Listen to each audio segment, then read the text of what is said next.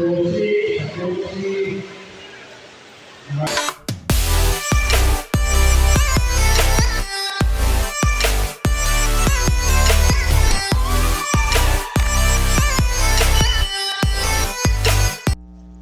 everyone, welcome to my YouTube channel. So, mag-unboxing ko sa akong gipampalit dito sa Butuan. Ang box is Our Lady of Mount Carmel gamay lagi hapon ni kapaliton magikog ani sa kapit ko kumpanyero. So, ni akong gipalit guys. So, man ang Our Lady of Mount Carmel. Butang ako siya. Mani ang rosaryohan tag 55 ang isa ka pack. Duha akong gipalit kay aron naman with pang tagaan pod pero pang regalo na ako sa Pasko pohon.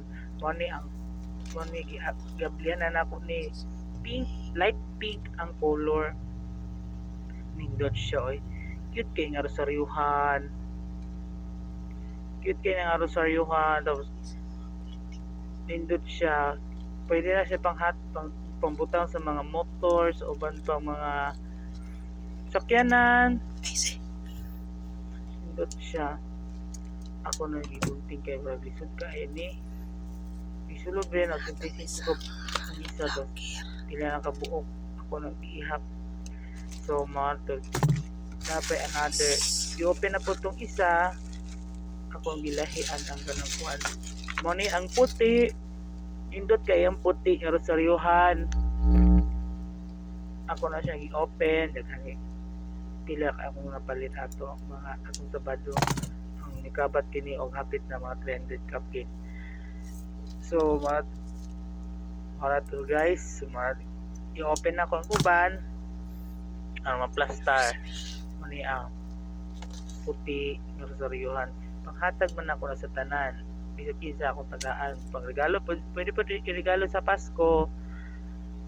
Lapi another kuan sa may naadra dapat ko i-open yung mga pamphlets, mga novenas, chaplets niya muna ang pamphlets na ako palit sa Butuan in this day gift muna yung Our Lady of Mount Carmel. Akong kuan double check anong gitan okay para mag-ampo ko akura Jesus Nazareno. Sunod mo na ang novena Black Nazarene and how to say the rosary English ni siya nga rosary guide. Napay isa po tawad ako ipakita sa imong sa ako i-double check kay murag na siya intention ganahan gikuan na intentions ganahan ko ani kay kapaliton man gyud ko basta gani mga religious store gani makapalit ko ana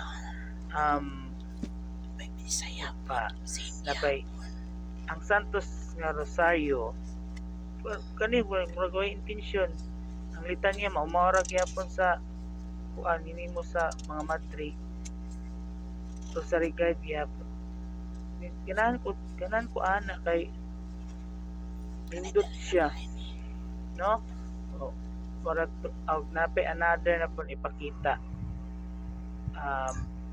para samtang nahuman ang vlog karon nagpa-blessing ko ato gahapon sa Domingo apil na ang shop ang ako sa videohan sa aroma amen yapuan pagkaroon ibutang rin sa altar nakapait din ko batang isos i-appeal na kong pa-blessing gamit na nila sunod na Pasko. So marato guys, so thank you for watching. Good morning everyone. Taon pumunta ko sa akong kwart pag uli sa balay akong ginabutang sa akong altar. So puno na kay pamphlets diya akong kwarto ang akong altar ako ang tato hipuson. So sagdi na lang lana ang mga binitay nga rosaryuhan pangatagay na sa akong mga friends pohon para maabot sa Pasko. Thank you for watching.